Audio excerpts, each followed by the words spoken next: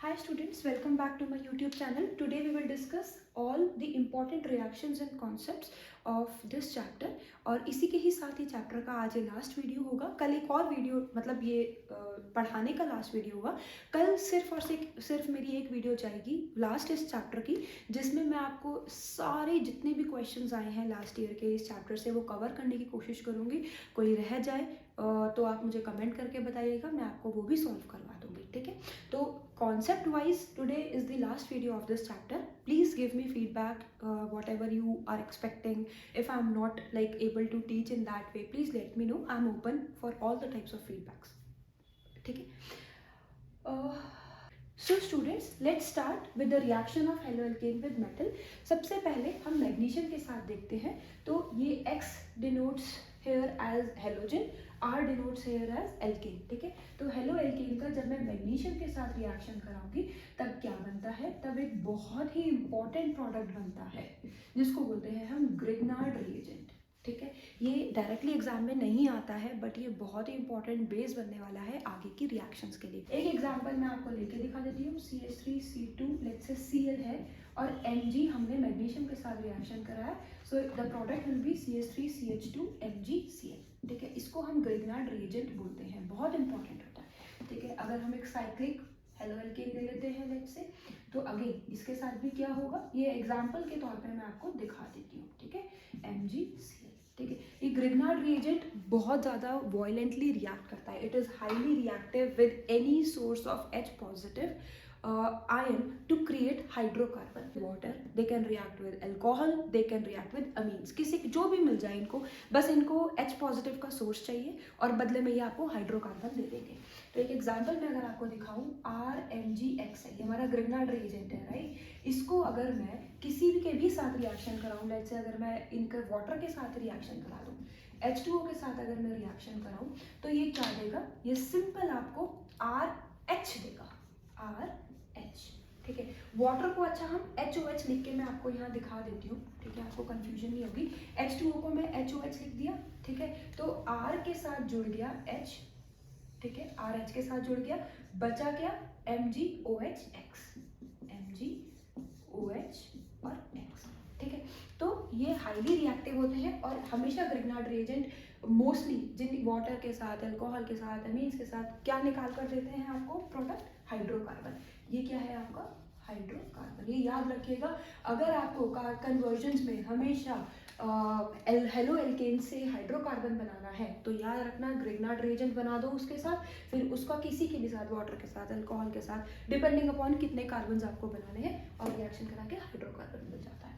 ठीक है, चलिए अब एक दूसरी रिएक्शन पे आते हैं सोडियम के साथ. इसको हम बोलते हैं वुड्स रिएक्शन. ये ISC में लास्ट ईयर क्वेश्चन में एक बार आ रखा है, कल जो मैं कराऊंगी तो कवर करवा दूंगी. वुड्स रिएक्शन में क्या होता है, हेलो एल्केन ले लिया, इसकी जब मैं सोडियम के साथ रिएक्शन कराऊंगी, यहाँ पे मैं आपको दो हेलो एल्केन का एग्जांपल दे, तो क्या होता है, NaX अलग हो जाता है और R और R एक साथ इकट्ठा हो जाता है. ठीक है, NaX बैलेंसिंग मैं आपको करके दिखा देती हूँ. यहाँ बैलेंस मैंने कर दिया. ठीक है, अब इसका एक अच्छा पॉइंट जो सोचने का है कि अगर कन्वर्जन में, ये भी कन्वर्जन में बहुत काम आती है, कम से कम ये कहीं ना कहीं यूज में आएगा, कम से कम 3 मार्क्स. ठीक है, तो इसका एक खास बात क्या है कि अगर आपको हाइड्रोकार्बन जो है वो डबल करना है, लाइक से ये आपको मैं CH3 विजिबल आ रहा है ये बोर्ड पे, हाँ, CH3 के साथ मैं लेट्स से Cl ले लूँ. ठीक है, इसका अगर मैं 2Na के साथ रिएक्शन कराऊँ, ठीक है, तो CH3Cl, मान लो मुझे CH3Cl से C2H6 बनाना है. क्या बनाना है, C2H6, तब मैं वुड्स रिएक्शन का इस्तेमाल करूंगी जब कार्बन डबल करना होता है.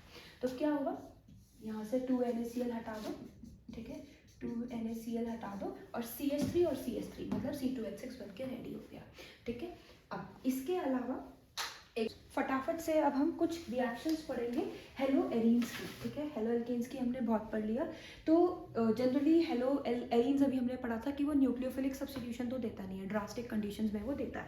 तो अब हम रिएक्शंस पढ़ेंगे electrophilic substitution. Hello arenes nucleophilic substitution नहीं देता, ड्रास्टिक कंडीशंस की बात अलग है, but rather it gives electrophilic substitution reactions, ठीक है। तो देखते हैं सबसे पहले फटाफट, ये कुछ इंपॉर्टेंट रिएक्शंस हैं इसलिए हम इनको कवर करते हैं। तो लेट्स से अगर इसका क्लोरीनेशन ही करवाएं हम, तो एनहाइड्रस AlCl3 की प्रेजेंस में ये क्या करेगा, ऑर्थो पैरा पे ही रिएक्शन होती है। याद रखना, जो ये इलेक्ट्रोफिलिक सब्स्टिट्यूशन रिएक्शन ना ऑर्थो पैरा पर ही होता है, ठीक है।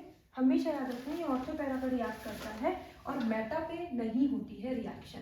ऑर्थो और पैरा डायरेक्टिंग होते हैं, रेजोनेंस की वजह से इलेक्ट्रॉन डेंसिटी इधर ज़्यादा होती है, ठीक है।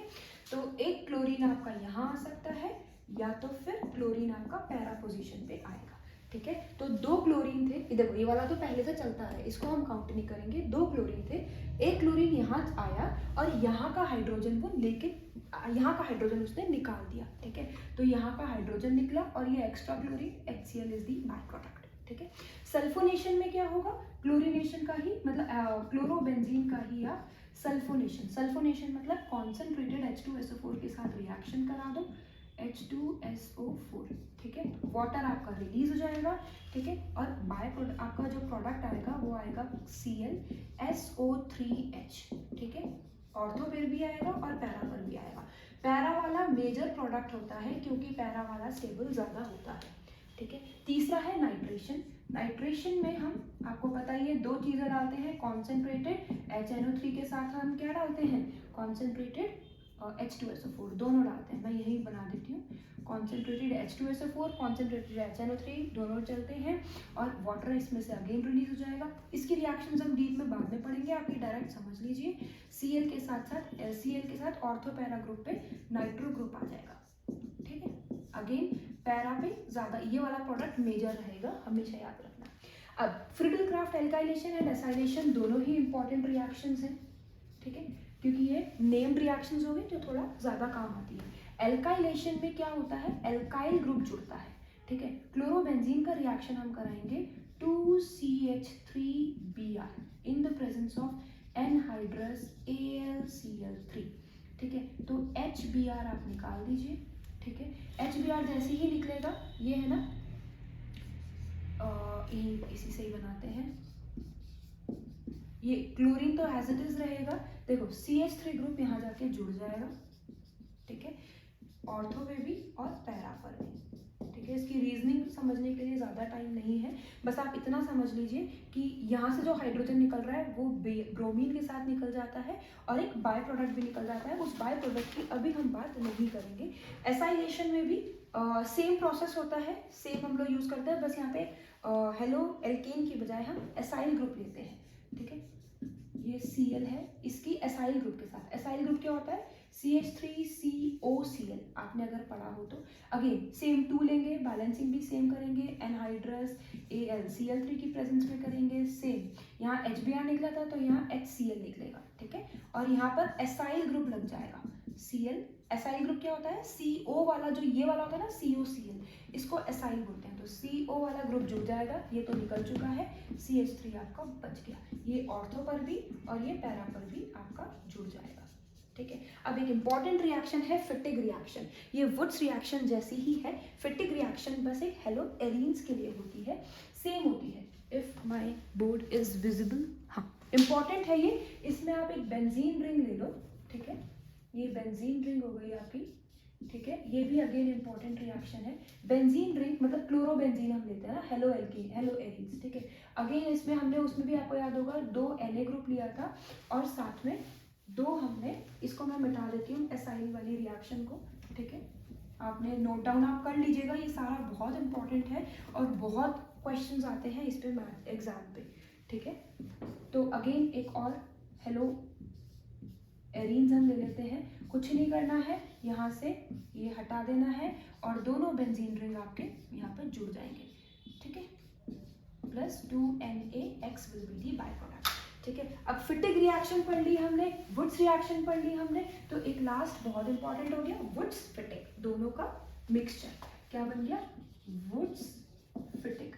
इसमें क्या होगा, कुछ नहीं, एक आप हेलो एल्केन ले लो, एक आप हेलो एरीन ले लो, ठीक है। तो let's say CH3CH2Cl plus 2Na plus Cl और ये बेंजीन रिंग, बड़ा गंदा बेंजीन रिंग बनाया भैया,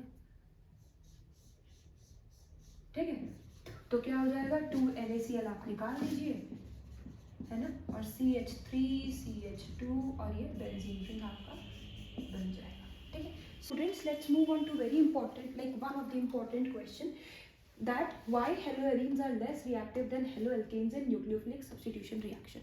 तो अभी तक हमने काफ़ी सारे न्यूक्लियोफिलिक सब्स्टिट्यूशन रिएक्शन पढ़ी है, मैकेनिज्म भी पढ़ा है। तो क्वेश्चन ये कहता है कि हेलोएल्केन्स तो रिएक्टिव ज़्यादा होते हैं towards SN reaction, but haloarenes SN reactions नहीं देती हैं। अगर ये हेलोएरीन है, ठीक है, ये क्लोरीन ऊपर है, इसका अगर मैं OH के साथ रिएक्शन कराऊं तो रिएक्शन क्या होता है कि ऐसा नहीं होगा कि OH यहाँ जुड़ गया, ऐसा बहुत कम होता है। तो यही क्वेश्चन है कि ये न्यूक्लियोफिलिक सब्स्टिट्यूशन रिएक्शंस इतना ज़्यादा क्यों नहीं देते हैं। देते हैं, ड्रास्टिक कंडीशंस में देते हैं, उस पर भी आता है।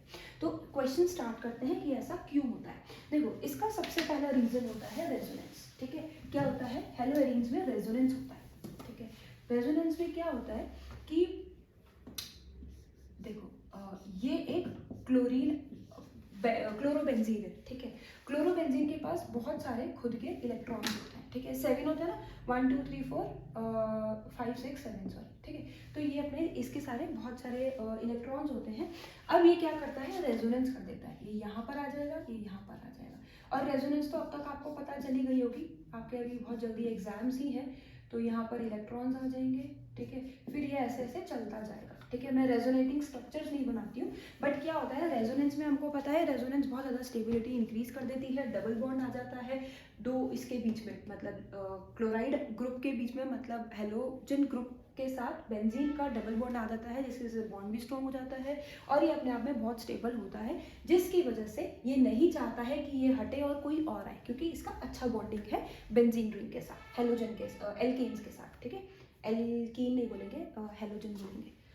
ठीक है, अब सेकंड आता है इलेक्ट्रॉनिक रिपल्शन। इलेक्ट्रॉनिक रिपल्शन में क्या होता है, देखो किसको अटैक करना है, न्यूक्लियोफाइल को। न्यूक्लियोफाइल मतलब क्या होता है, नेगेटिवली चार्ज्ड। ठीक है, न्यूक्लियोफाइल मतलब नेगेटिवली चार्ज्ड। हम चाहते हैं ये नेगेटिवली चार्ज्ड अटैक करे, इस पे अटैक करे, right.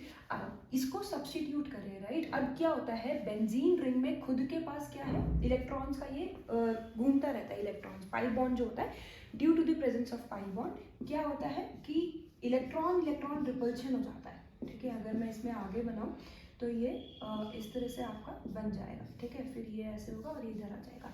So due to the presence of lone pair of electrons in the benzene ring there occurs a repulsion between nucleophile and the haloarene, and so ये दूसरा एक रीजन होता है that they are less reactive. Third is the instability in the phenyl cation. अगर कैसे भी करके benzene ring से मैं ये क्लोरीन को हटा भी दूं, तो इसका बहुत अच्छा एक्सप्लेनेशन है। इसके लिए ये कहते हैं कि हाँ, in case of haloarenes the phenyl cation formed has a result of self ionization which will not be stabilized by resonance। अगर कुछ भी करके ये कार्बोकटायन बन भी जाता है तो वो क्या होता है, is a result of self ionisation का ये रिजल्ट होता है, और इसके बाद ये जो होगा ये रेजोनेंस स्टेबलाइज्ड नहीं होगा। और रेजोनेंस बहुत ज़्यादा अच्छी चीज़ होती है हेलोएरीन्स ग्रुप में, राइट। सो ये कभी नहीं चाहेगा कि अपना रेजोनेंस ये बंद करे, and so the due to the instability in phenyl cation haloarenes are less reactive. ठीक है, टुवर्ड्स न्यूक्लियोफिलिक सब्स्टिट्यूशन रिएक्शन।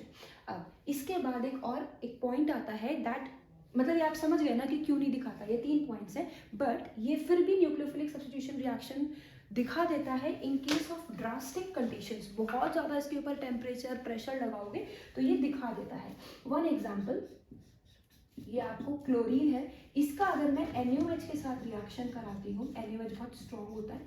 ठीक है, इसका temperature keeping 623 kelvin, 623 kelvin, 200 ATM pressure अगर मैं लगा दूँ, ठीक है, तब यहाँ से HCl निकलेगा और ये बन जाएगा।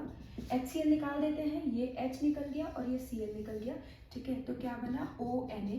ठीक है, फिर इसका अगेन यही HCl यहाँ पे यूज हो जाएगा और NaCl अलग हो जाएगा और OH अलग हो जाएगा। तो आप देख सकते हैं बहुत ड्रास्टिक टेम्परेचर, बहुत हाई टेम्परेचर, बहुत हाई प्रेशर पे ये सब्स्टिट्यूशन रिएक्शन दे रहा है, क्लोरीन की बजाय OH आ रहा है।